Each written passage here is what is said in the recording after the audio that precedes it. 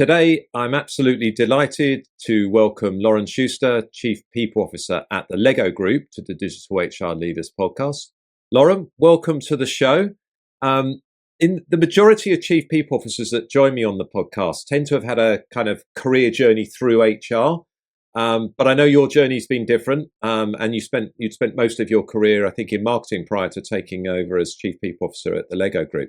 I'd love to know what brought you to the world of HR. What was your journey? Oh, for sure. And maybe let me start by saying how excited I am to be here, David. As you know, when we were connecting for this podcast, I shared that I listen to many of your podcasts, and we've met on the conference circuit over the years. So it's really great to be a guest here, and I really appreciate the work that you and Insights 222 goes about doing on behalf of HR professionals around the world. So yes, you're right. This is my first HR role. I've been the Chief People Officer at the Lego Group for the past 6 years. And before that, I've been in commercial marketing general management roles. I actually started at the Lego Group approaching 10 years now as the Chief Commercial Officer. And the short version of a very long story is that I became interested in my late 20s in personal development and explored a whole range of interventions, from mindfulness to yoga to therapy to counseling to group work, initially more from a personal development perspective.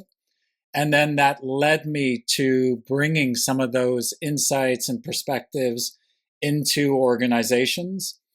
And I've done a lot of esoteric development work, a lot of academic work, even went back to school while I was at Google and did a second master's in organizational psychology, which I completed in 2015, so not that long ago, at least in a 54-year-old lifetime. and explored while I was at Google, actually potentially, and started to wonder what it would be like or what kind of influence I could have with my commercial background, my interest in the people and talent and system dynamic space, sitting in an HR seat. And that's when I started to explore potentially moving into HR. I had discussions with Laszlo Bock, who many of your listeners would know, a legend in the HR professional arena. And then circumstances unfolded themselves at the Lego Group, where I was given the opportunity to take on this challenge, and I haven't looked back since. It's been a fantastic journey. No, that's really good. And thanks for the kind words about Insight 222 and the podcast. And it's great to have a listener as a guest as well. A couple of things just bouncing off that, Loren. Firstly, I guess, what have you learned from 6 years being the Chief People Officer at Lego Group? What did you wish you'd known maybe before you'd started? And then also maybe as well, maybe in addition to that, coming from that commercial background, what was your initial perspective of HR, and what could you say HR could learn from other business units, and maybe what could other business units learn from HR as well? Yeah, a lot of good questions in there. So maybe I'll start with the last question. I think when I transitioned into the Chief People Officer role, it was interesting. One of my earlier insights, which sounds kind of very simple and straightforward, but I think has quite a lot of deeper significance, was that when in the first 3 or 4 months, I was getting feedback from the team that maybe I was being overly demanding or wanted things very quickly. And I was wondering why I was getting that feedback. And then it kind of occurred to me that coming from the commercial arena, where the feedback loops are incredibly fast, especially, the Lego Group, we own and operate our own retail channel, lego.com. So we're getting data and feedback about our marketing campaigns or our product launches. Literally hour by hour, in some cases minute by minute. So when you're in the commercial arena, you're trained to have that type of orientation towards action, response, iteration, action, response, and it's very different in the HR domain. And what I realized is that HR is working, and I'm generalizing now, but HR works within a paradigm of deeply institutionalized annual processes. So it's a very different orientation. And of course, things have moved on. And with analytics, which I'm sure we're going to talk about, there's far more rapid feedback mechanisms. And at least at the Lego group, we've removed some of the big, overburdensome, bureaucratic processes, which were adding value, but were they adding enough value relative to the investment, the time and the resources put in? We challenge those. So happy to speak about that. So that was really the big insight, was how to partially adapt my own expectations about clock speed and agility and momentum, but to also a large extent also try and inculcate a way of working and a new paradigm within the HR community, within the Lego group. And you asked me, David, what I've learned a lot, and I learn a lot each and every day. My latest lesson is, and again, it's going to sound obvious, but how absolutely critical communications, internal communications, is to the people or HR agenda. In the Lego Group's case, and in my case, corporate brand communications is part of my agenda. I run an organization called People, Places, and Culture, which includes, HR, but also social responsibility, workplace experiences, and corporate brand communications. But it's become increasingly clear, particularly when you look outside, there's multi-generations that are in the workplace. There are different expectations. There's a lot of employee activism and engagement around a whole set of different topics. D&I would be one example. So that's putting so much more pressure on organizations to engage with employees in a more meaningful way. Some of these external trends also relate to their societal trends, in the sense that people have lost confidence in government and trust in government and other institutions, and in some cases in religious institutions. So employees are looking more and more towards corporations to provide meaning and purpose and to fulfill those deeper needs. So in the context of an HR organization, where we are, to a large extent, all of our work is generating initiatives that impact literally everyone in the organization. We have 30,000 colleagues around the Lego group.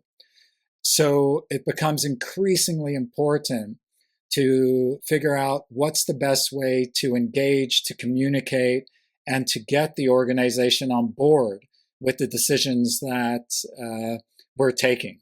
And I've learned the hard way in the last 6 months about maybe communicating in a more traditional way, where we haven't been as explicit about what process have we undertaken and what data inputs and who have we involved, and then share the decision. Because not everyone is going to be happy. When you have an organization of 30,000 people, not everyone is going to be happy with all the initiatives, all the decisions. We could take flexible working. We have an approach called best of both.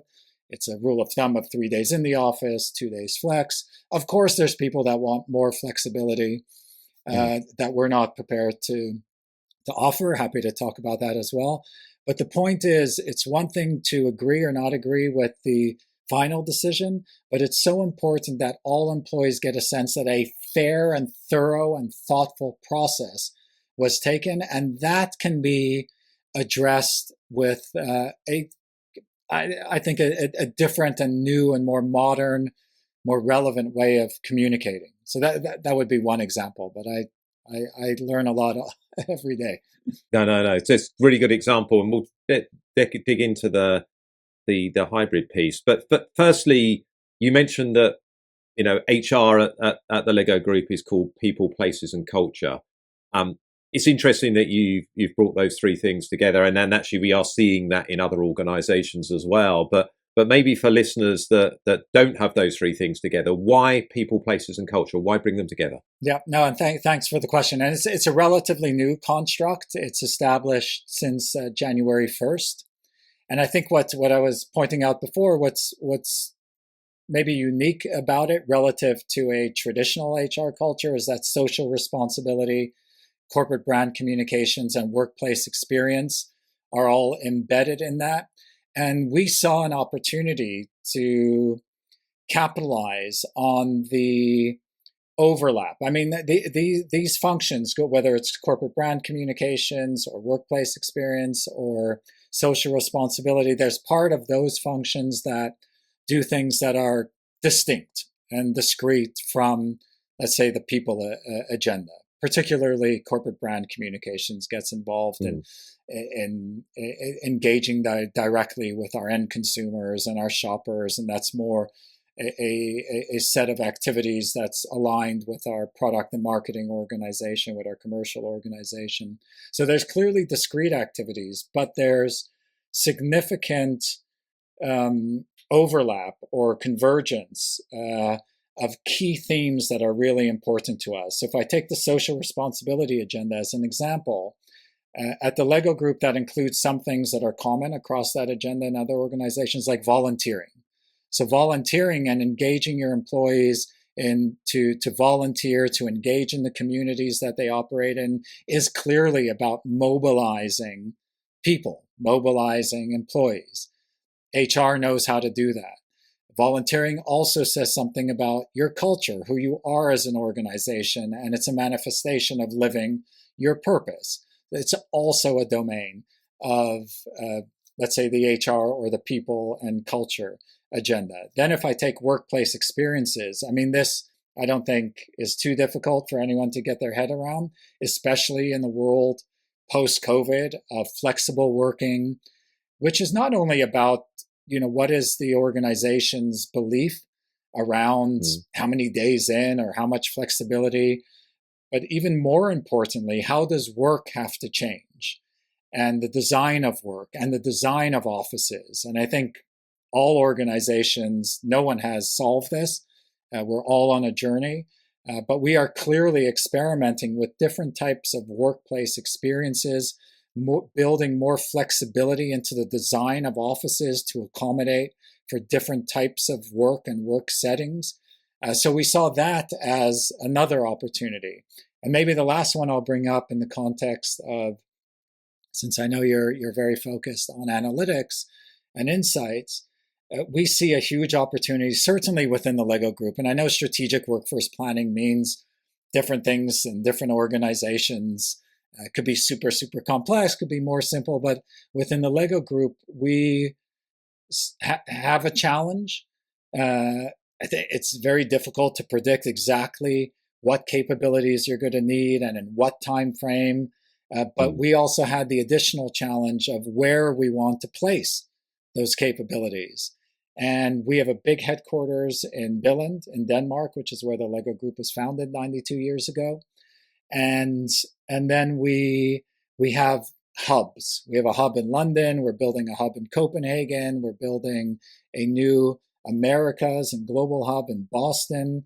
So where to place this talent and how to use analytics across the workplace, across the HR people planning agenda to make sure that we have capacity, we have the right workplaces for the right capabilities. We're nowhere near solving this, by the way, but we see an opportunity by bringing these functions of the workplace and HR closer together. So those are some examples. Maybe one other, which is unique to the Lego Group, which just gives me an opportunity to share something I feel is unique and I'm proud about being associated with. In our social responsibility agenda, we also have a function which is all around bringing the benefits of play into the workplace. So we actually have a role at the Lego Group called a play director.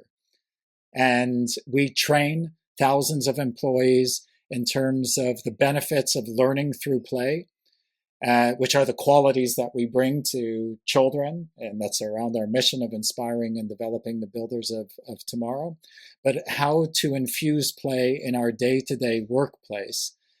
So that is clearly, again, a huge link to our culture, to mobilizing people, to our ways of working, our values, so on and so forth. Now, I think it makes, especially listening to you there, Loren, it makes perfect sense to bring those elements together.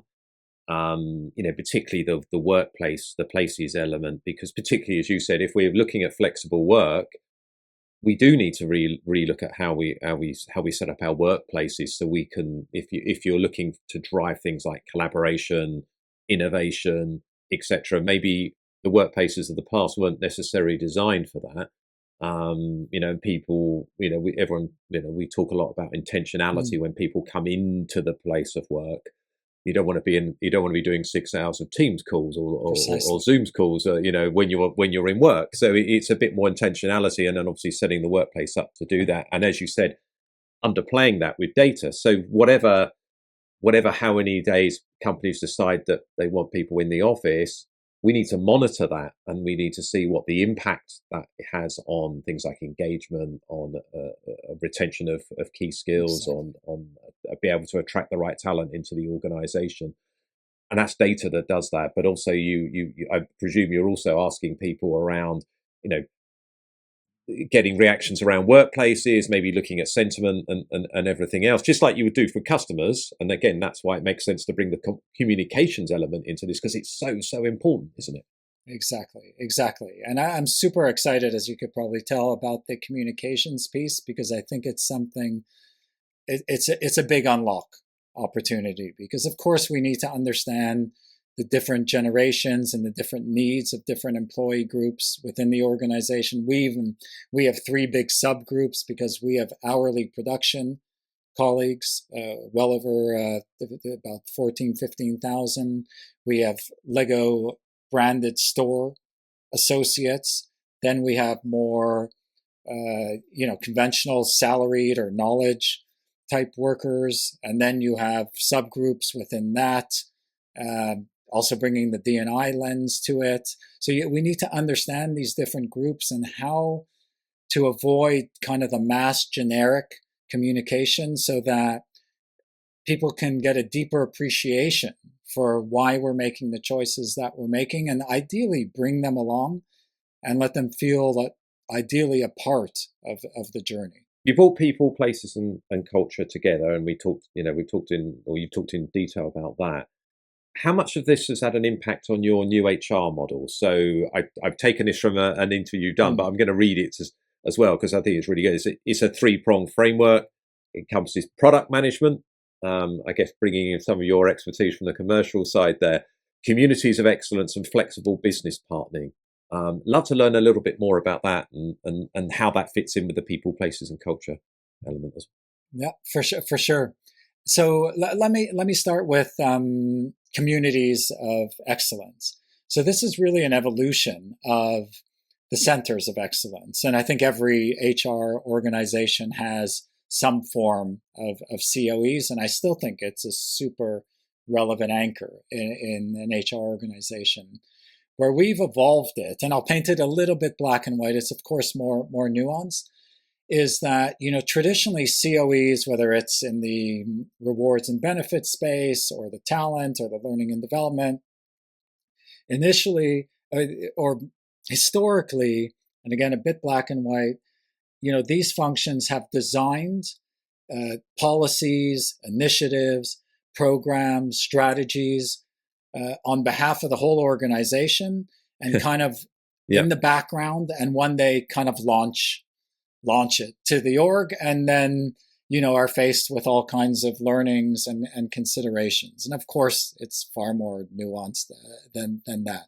But we wanted to move away from, let's say, that end of the continuum to a place where the centers of excellence evolve into communities of excellence, meaning that everything we create, from defining the problem we're trying to solve for, to conceptualization, to testing and iterating, to launching and communicating to embedding is done within a community framework. And for us, what that means is that each and every initiative, we select call it 10 to 15 people, depends on the size and scale of the initiative, which is a combination of representatives from the people, places, and culture, but more importantly, to some extent, are colleagues in the organization and different levels of seniority, different tenure, representing different employee groups. And therefore, we have a higher probability of success because it's co-designed. So you get it right, you get the input. We have inbuilt change agents and colleagues who are ready to go out and speak on behalf of these initiatives because they've helped co-create them. And then we have a very strong signal to the organization is, hey, look, we have run a process where you, our colleagues, are represented from beginning to end. And now, so we've been running that for a couple of years already in the former, we called ourselves People Operations and Development. And now we're actually trying to expand that to the social responsibility work that we do, to the workplace experience work, obviously getting different user groups or different colleague groups involved in how do you want to use the space and doing different research with them to observe and gain insight. And same with communications and this was my lesson that I was talking about before. We launched a refined recruitment policy about when internal people looking for internal roles had to tell their line manager, and there were some dimensions that we changed. And in this case, we didn't use a community of excellence, so we weren't testing, how the organization would respond to some of these changes. And even if we weren't prepared to make a change to the decisions we've taken, we could have been better prepared in terms of what kind of questions, what kind of challenges we would have got up front. So that's kind of the spirit of the communities of excellence. And it's working exceptionally well. And I think there's a lot of value to unlock. Then what's probably more unique to the Lego Group, I know when I share with other CHROs, they're quite intrigued and interested in the pool of partners how we manage that. So we have about 65 partners, people partners, or HR business partners in the organization. And they operate as a pool. They all report into one person who's actually my HR business partner.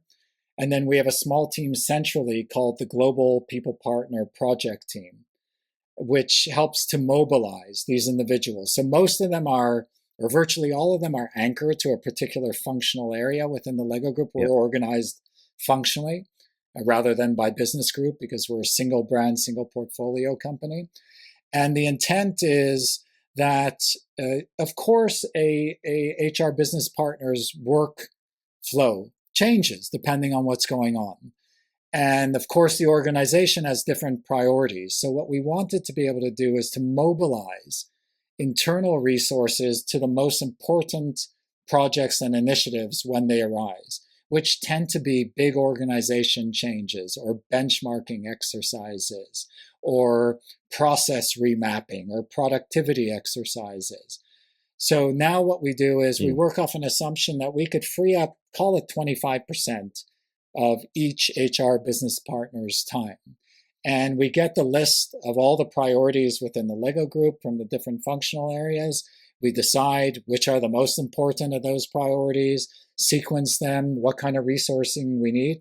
And then we ask the partner pool. Sometimes we'll select people with a particular skill, but we ask the partner pool, who's got the capacity now, who has the interest. And for them, it's a development opportunity as well. If you're a HR business partner in one of our factories, and then you get an opportunity to work on an organization change in the digital organization, of course, it's a great learning opportunity for you. And on the receiving end, you get fresh perspective because each of us, despite our best intentions, if we're anchored to a particular business area, we can become biased, or it's good to get the outside in. In this case, we reduce the dependency on consultants, and we use our own team and mobilize our own team. This has only been enabled because of the most senior HR business partners at the Lego Group. They report directly to me, one for each of the functional areas, but they have no direct reports. So they're senior and influential, but they have no direct reports. And I know that that's a challenge to get to that place because of all the inherent conditioning that we all have, that the more senior we are, we want to have our own direct team, and leading a direct team signals positional power, that it's very natural. So we had to work our way through that 5 years ago, but everyone is fully behind this model. So it's worked really well. No, that sounds really good. And it certainly sounds like it's more agile. It sounds like it's probably more enjoyable and more varied for the business partners, because probably more, helps it, as you said, it supports their development as well. And certainly the communities of excellence sound like a much better way to design products with employees rather than for employees, because and again, I guess that supports, with as you talked about, really the implementation, the relevance, and the whole change process around as well, and getting that advocacy as well. What are some of the other benefits that you found from the HR model? And I guess the product management piece we talked about a little bit, because of the whole design with rather than for. Yeah, but we could touch on that briefly. I mean, for us, that's really about digital product management, and the Lego Group, like every other organization on earth, I'm sure we'll get to AI later, is going through some variation of a digital transformation. And we pivoted the organization, our digital former IT organization, into a digital product-led organization 3 years ago now. We have now over 200 product and product teams in the organization. Within the people, places, and culture, we have a number of product teams. But we looked at ourselves 3 years ago and said, part of this is about building capability across the Lego Group. So we need to be able to eat our own dog food and learn how to do product and operate differently. So that's what we're applying that to all of the technology that we're bringing into the people, places, and culture space. No, they're really interesting. Well, you previewed it that I was going to talk about people, data, and analytics, and I'm definitely going to do that. I know, we've spoken about this, I think, when we've seen each other at conferences. I think when you took over as the chief people officer, I think it's very fair to say that you were inheriting an organization that probably wasn't that mature when it came to people, data, and analytics, certainly compared to Google, of course. What role did data and analytics have in setting up the new HR model? And maybe wider question, what role do you envisage people, data, and analytics having at the Lego Group in the future? Yeah, well, super important in the future. But if I go back 6 years ago, and it's less of a judgment or criticism of the Lego, 6 years ago is a long time in technology and data and analytics, as you know, also seeing how your company and the work that you do has grown so much. So 6 years ago, the situation that we were facing was we actually lacked any modern technology from an HR technology stack, if you want to refer to it like that. So we were operating off a pretty outdated HR system that was holding us back. And unless you have a more modern cloud-based core HR system, I mean, you don't get to build, the relevant apps around that could plug in from an API perspective and tap into all the amazing technology that's being generated in the HR tech landscape. And there's a lot of things we could discuss around that. So our first decision was, and it's always a challenging one, or it's a long process, selecting a new core HR system. We decided to go with Workday, and that's a multi-year journey. It's like changing the piping in your house while you're living in it, right? It's never pleasant. I haven't met anyone who has suggested it goes completely smoothly, because it also shines a light on all your processes and where your processes may be outdated or broken, and handshakes. So we had to go through that process. So we set up a people analytics function back then. We hired in a new leader, Melissa Cantor, who you probably know, who's done a brilliant job. And she's actually moved from leading people analytics and insights into the digital team to actually run the engineering, which is really cool to see that move from someone from the HR org to go in that direction. So once we had Workday in place, then we could start building technology on top of it. And we have an analytics layer, which is Visier, that we've been working with. And now we're on our way, like many other organizations, towards a skills-based knowledge and learning and development environment. And we're working with piloting some of Skyhive's technology.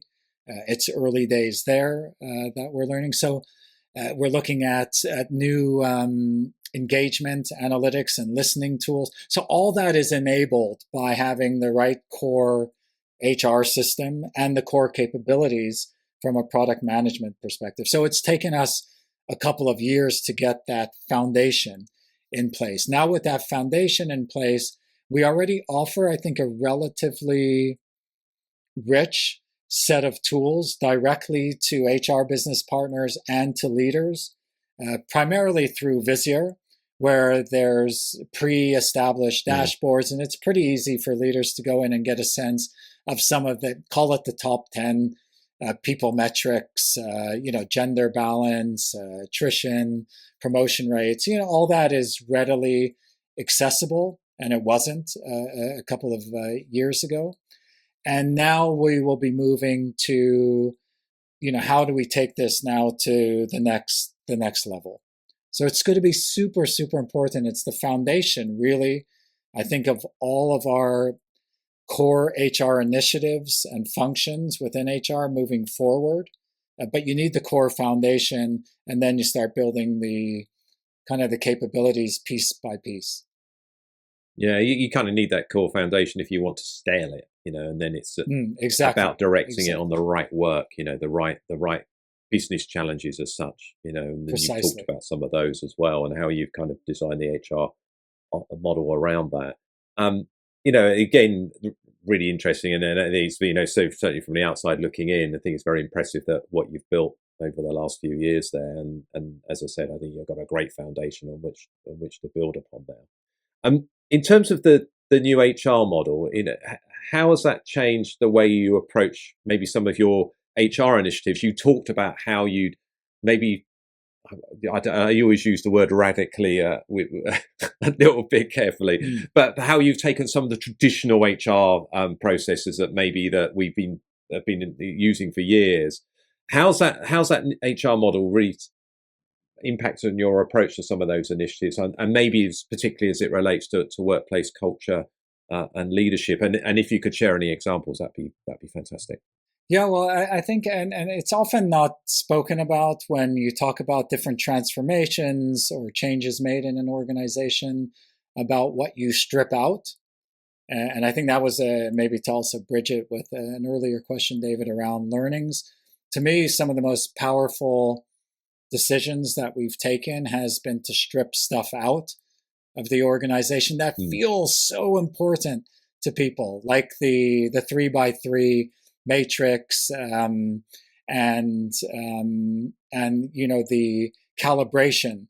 We used to have calibrations like many organizations have, and I would never say that they don't deliver value, but we did analysis. I can't remember the exact number now, but it was something crazy, like 26,000 man hours went into that process every year. So as relative to that investment, are we getting the value out of it? So we decided to strip it out. And many colleagues were initially like, holy cow, how could you strip that out? It's so deeply institutionalized. But I could tell you that it's, no one's asking for it back So there's something about simplifying, stripping out stuff that's no longer needed. We had a similar exercise when it came to our leadership approach and leadership model. Being a company with a long legacy, we had, I don't know, 30 different models and matrices describing leadership at the Lego Group. And we had to strip those out and replace them with something new, which was the leadership playground. So I think that's how our model tries to work, to simplify things. And I think having this community of excellence approach and the product approach, which is all about a end user orientated mindset, which in our case is colleagues in the organization. I mean, they'll quickly tell you when things are, wow, this is getting way too complicated and we need to simplify, and what's absolutely necessary, input versus output. So I think our model is, and it's far from perfect, but it's really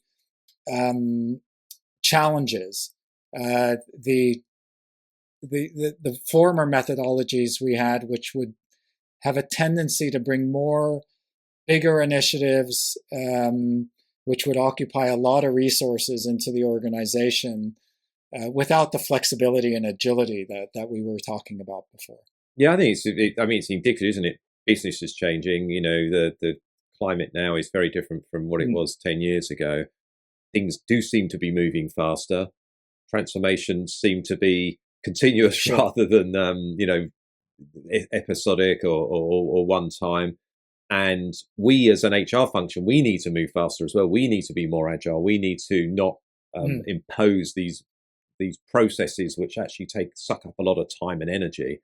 And as you said, taking that kind of UX, that user-centric approach, what we want to do is design processes and programs that people like, find them easy to use, and gain value from it. Because if they're gaining value from it, the business is gaining value from it. Exactly, which is in no way different than how a commercial or a marketing organization works. And again, those parts of the Lego Group and other organizations are iterating and learning, and their landscapes are changing. But it's that mindset, that end user mindset, that iterative mindset, that test and learn, rather than I don't know, in digital terms, I guess the traditional waterfall. Let's build something big and then introduce it, and then you learn, well, some of this stuff is not really delivering as expected, and then you're stuck with a monolithic initiative that's hard to then unbundle.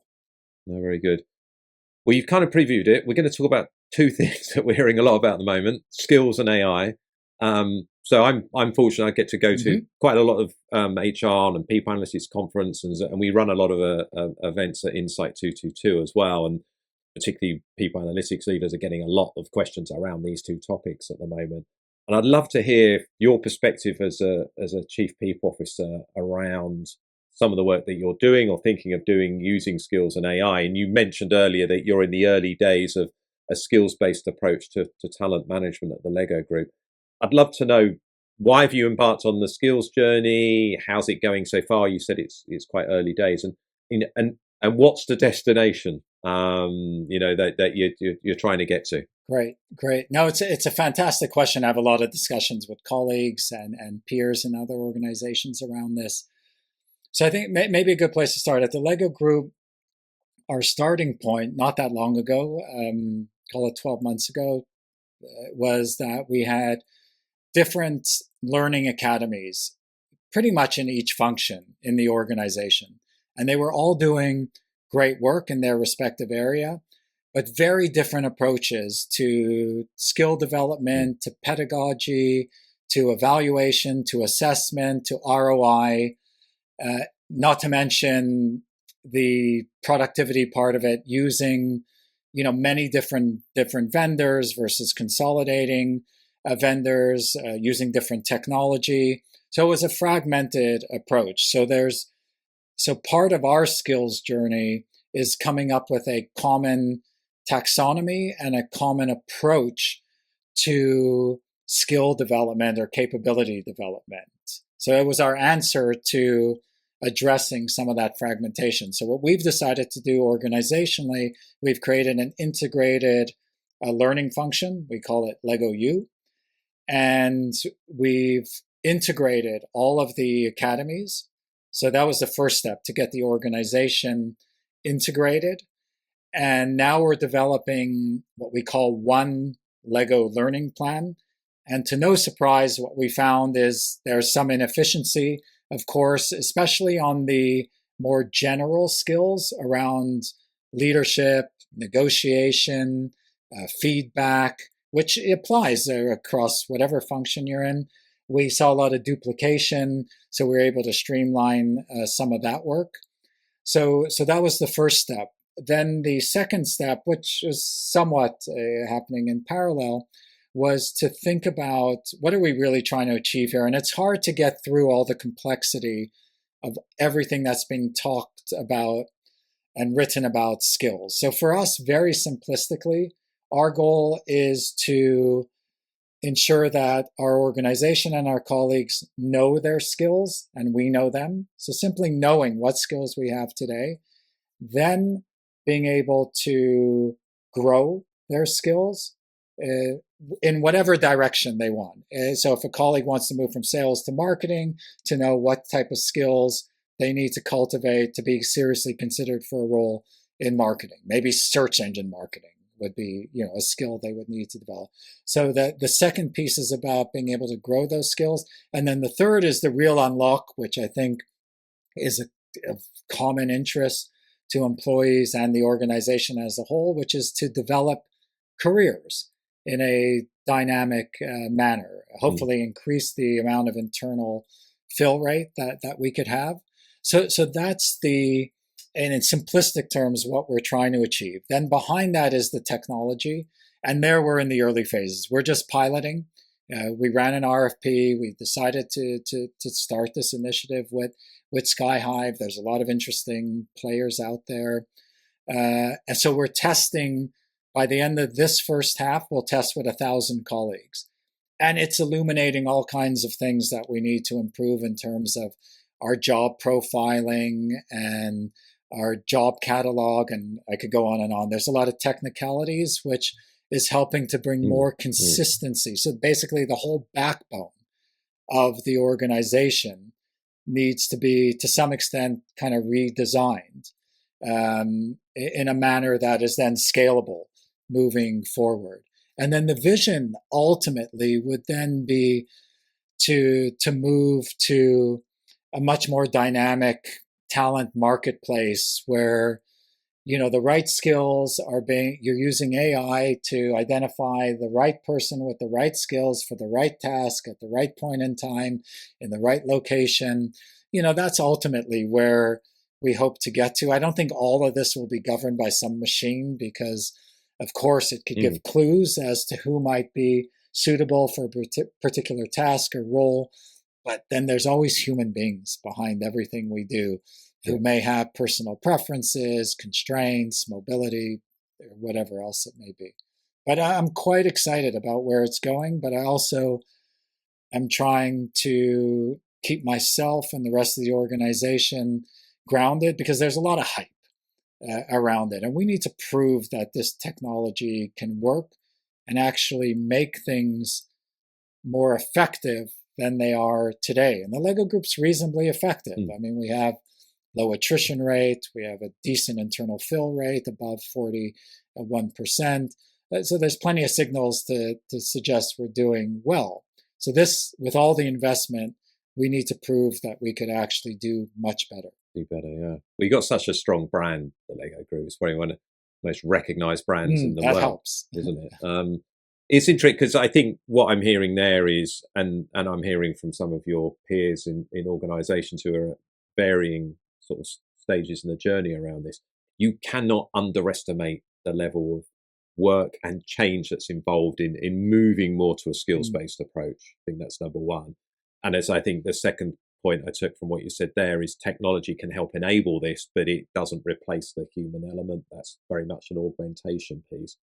And again, I think the third thing I'm hearing is it brings together things that maybe traditionally in HR, not saying necessarily in the Lego Group, but certainly in HR maybe more generally have been a little bit siloed. So learning, career mobility, workforce planning, because I'm guessing one of the things you mentioned at the start is understanding, exactly.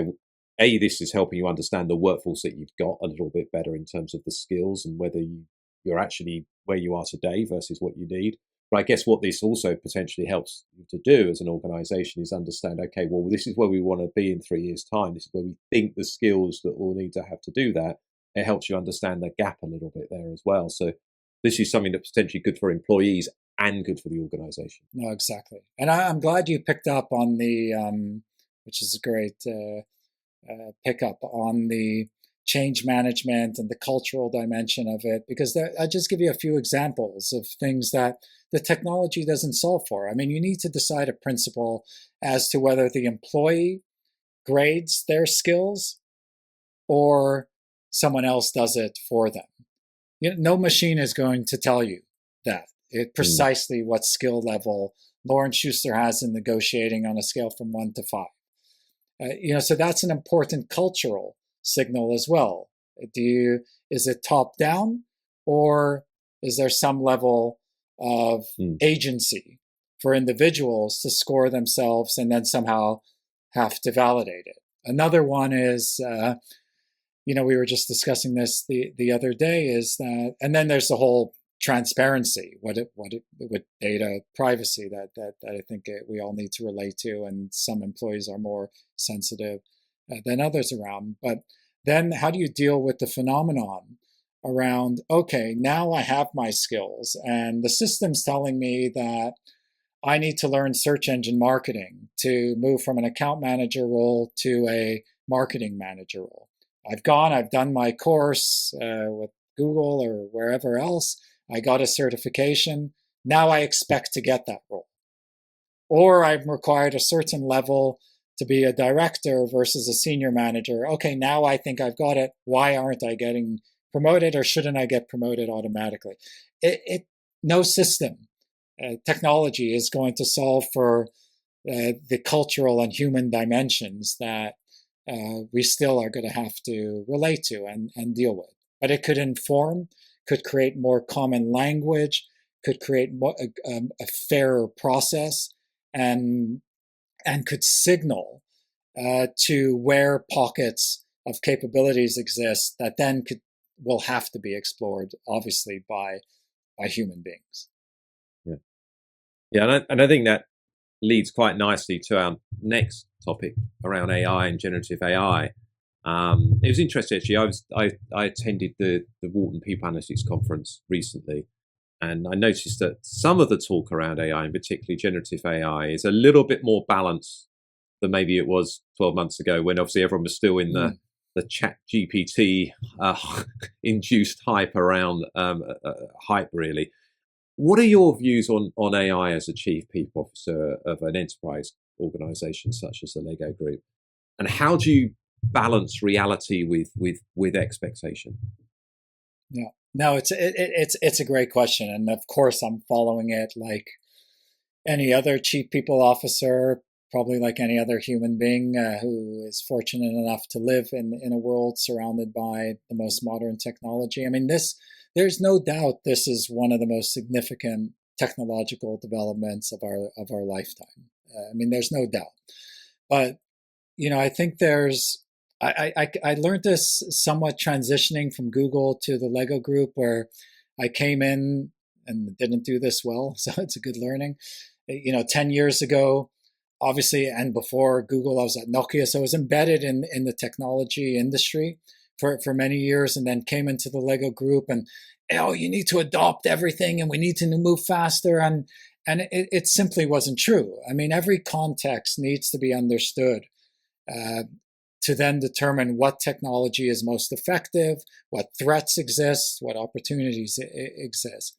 So I've learned or maybe it's just age, to be a little less excited, even though personally I'm curious about and consider myself, normally at the forefront of trying and testing new technologies.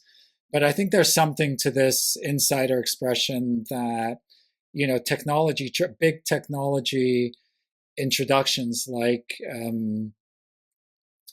ChatGPT and AI that we tend to overestimate their short-term impact and underestimate their long-term impact. And I have no doubt that that's what's happened out of the gate, because all of a sudden a tool was available in a user-friendly way for hundreds of millions of people. So I think we all got very, very excited, and everyone was under pressure, certainly in publicly traded companies, CEOs being asked, how are you going to apply it? And I think there's some industries that it has a more direct and immediate impact.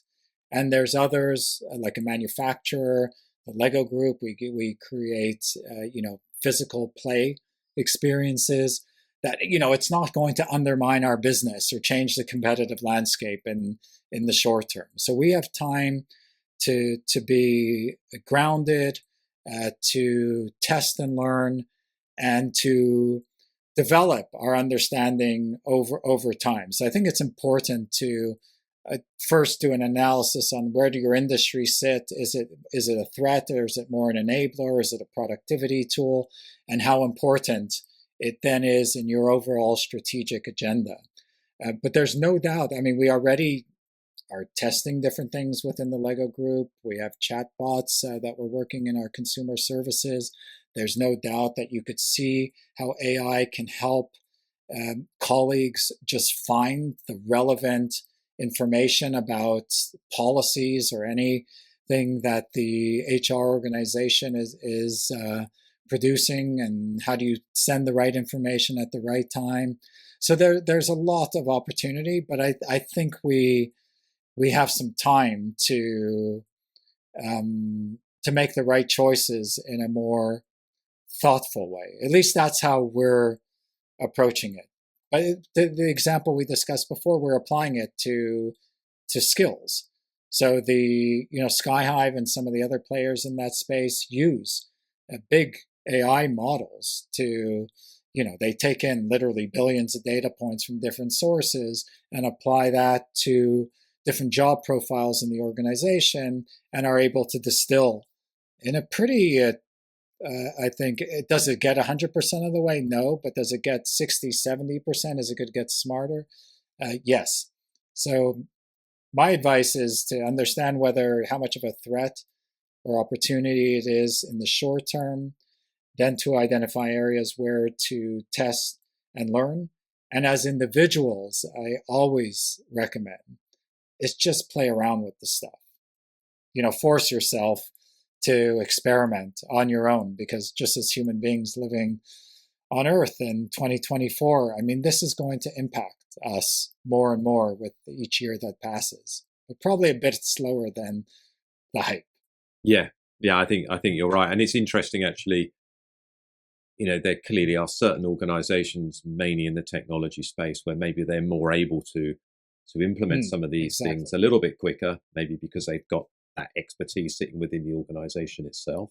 I had Nicole Lamoureux, your counterpart at IBM, on the podcast a couple of weeks ago. He's coming out actually after we record this, but about a couple of weeks before, 2 or 3 weeks before your episode.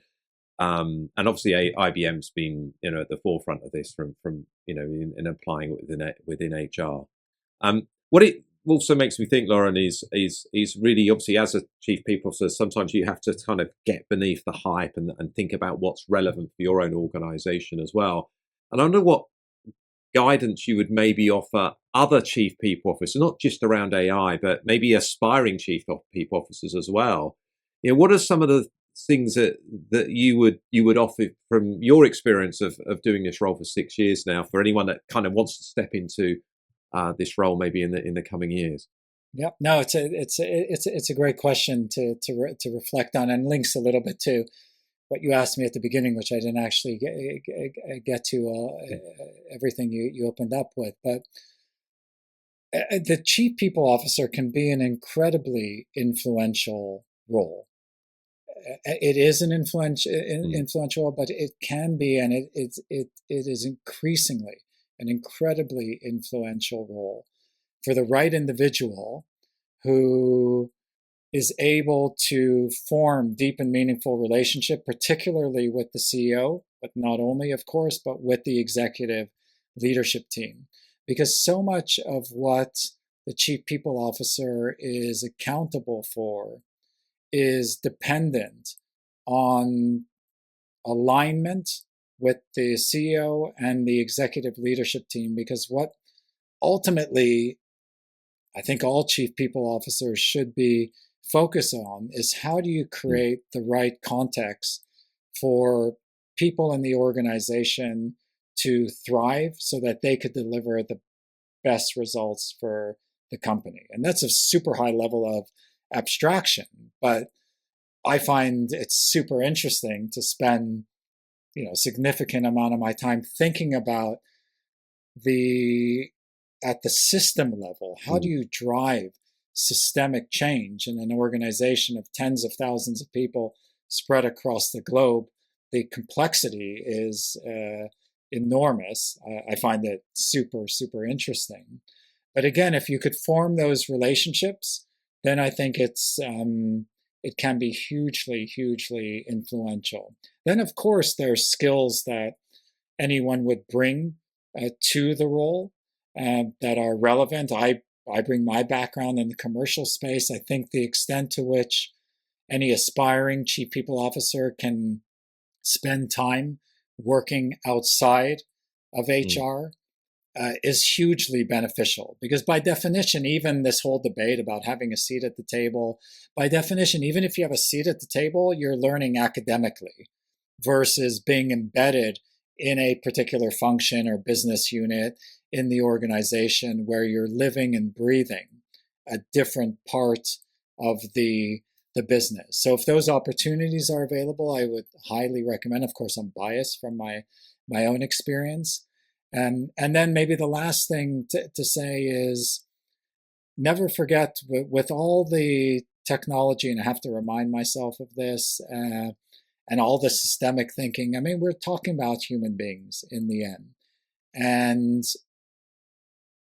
paradoxically, I think HR organizations can over-mechanize the organization with excessive tools and bureaucracy that actually takes away the humanity in an organization.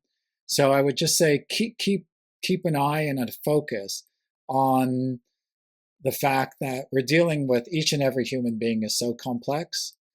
The world outside is so complex, and HR is kind of a function that aims to bridge the complexity of the world outside with the complexity of the human being. And the answer isn't always to mechanize and create boxes. No, really good. I think that's going to help. I think a lot of listeners, thinking about maybe where they want to take their career, either they're in HR now or thinking about it as. But it's a great job, so I would highly recommend it. Well, Loren, I can't believe we've already got to the last question. So this is the question we're asking everyone on the series, and we touched on this a little bit really, but it'd be good to maybe bring those thoughts together maybe in one answer. How can HR leaders harness the power of employee insights and analytics to revolutionize the workplace? Don't necessarily revolutionize, but to provide insight to the workplace experience. Yeah, no, it's a big question. And outside, we touched on some of the technical part of it. I mean, you need to build a foundation. You need the right technology. You need a scalable platform, and so on and so forth. And obviously, you need the right capabilities. But I think it's ultimately, to me, the goal has to be about enabling each and every person to be as much of themselves each and every day so that they can deliver the highest level of output for the organization.